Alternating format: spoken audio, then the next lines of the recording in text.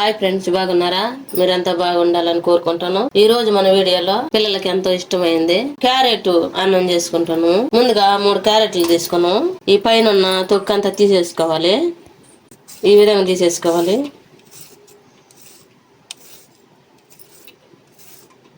ఈ విధంగా పైన ఉన్నదంతా తీసేసేయాలి. తీసేసిన తర్వాత ఇటు కట్ చేసేసుకోవాలి.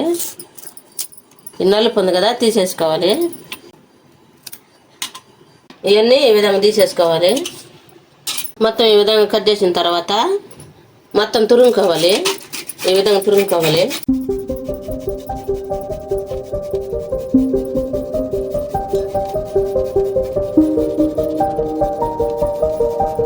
ఈ విధంగా అంతా తురుముకోవాలి.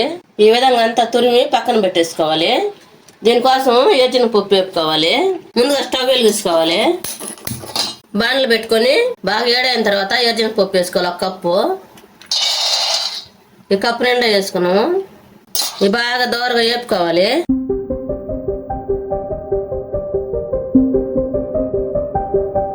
ఈ విధంగా వేగిన తర్వాత స్టవ్ ఆఫ్ వేసుకోవాలి. ఏరే ప్లేట్లకు తీసుకోవాలి.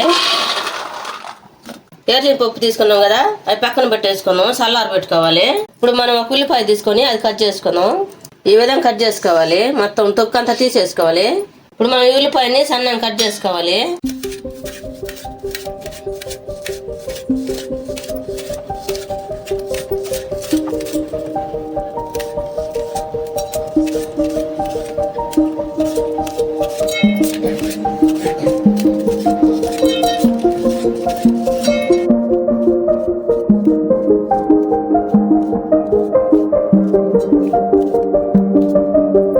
ఈ విధంగా కట్ చేసుకోవాలి. ఇవి కూడా పక్కన పెట్టేసుకున్నాం. ఇప్పుడు 3 పచ్చిమిర్చి తీసుకోవాలి. ఈ సన్నంగా కట్ చేసుకోవాలి.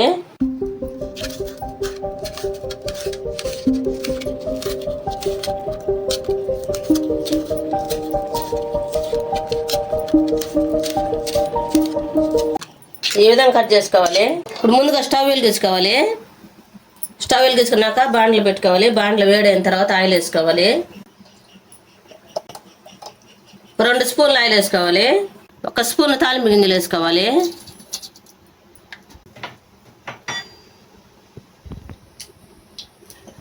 కరివేపాకు వేసుకోవాలి. మనం కట్ చేసి పెట్టుకున్న పచ్చిమిర్చి వేసుకోవాలి. మనం ముందుగా కట్ చేసి పెట్టుకున్న ఉల్లిపాయ ముక్కలు వేసుకోవాలి. పచ్చిమిర్చి ముక్కలు కొద్దిగా వేసుకున్నాము, మంట ఎక్కువ అవుతాయని. ఇవి మొత్తం కలుపుకోవాలి. ఇవి బాగా గోల్డ్ కలర్ వచ్చే వరకు వేపుకోవాలి. ఈ లోపల మనం ముందుగా ఏదైనా పప్పు వేపు పెట్టుకున్నాం కదా, ఈ పైన ఉన్న పొట్టు అంతా తీసేసుకోవాలి. ఈ పొట్టు అంతా తొందరగా బాగాలంటే ఒక కవర్లో పోసుకోవాలి. పోసుకొని బాగా నలిపేసేయాలి.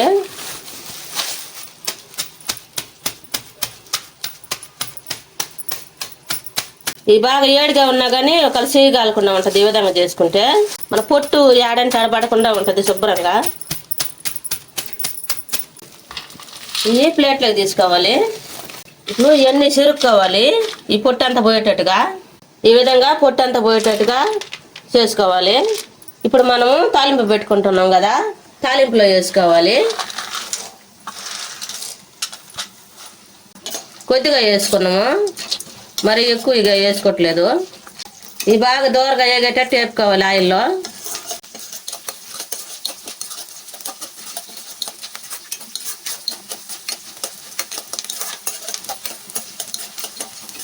ఏదైనా పప్పు వేసాం కదా, మనము జీడిపప్పు అయినా వేసుకోవచ్చు.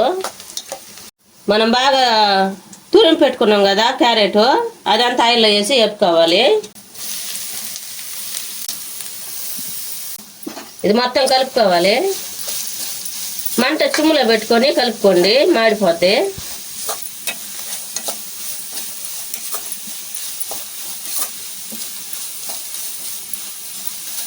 ఈ విధంగా బాగా దూరగా వేగిన తర్వాత 1 స్పూన్ పసుపు వేసుకోవాలి.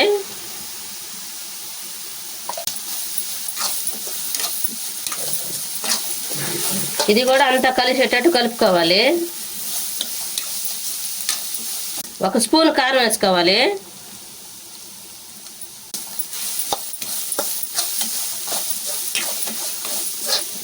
ఈ కారం అంతా కలిసేటట్టుగా కలుపుకోవాలి.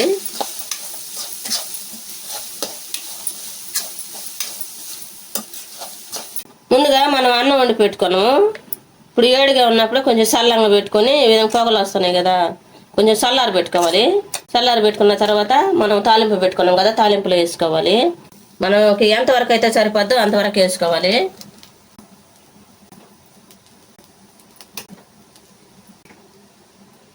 ఇది కలుపుకోవాలి. స్టవ్ ఆపేసుకోవాలి. ముందుగా స్టవ్ ఆపేసుకొని తర్వాత కలుపుకోవాలి అంతా కలిసేటట్టుగా.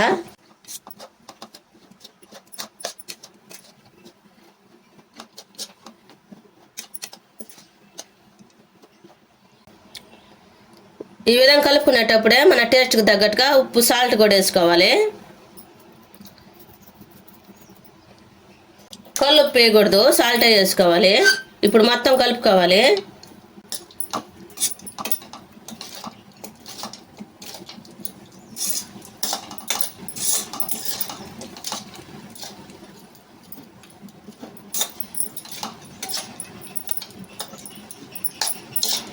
ఎంతో టేస్టీగా ఉండే క్యారెట్ రైస్ రెడీ అయింది. చిన్నపిల్లలు ఉంటే బాక్సులలో పెట్టి పంపించచ్చు స్కూల్కి, తొందరగా అయిపోద్ది.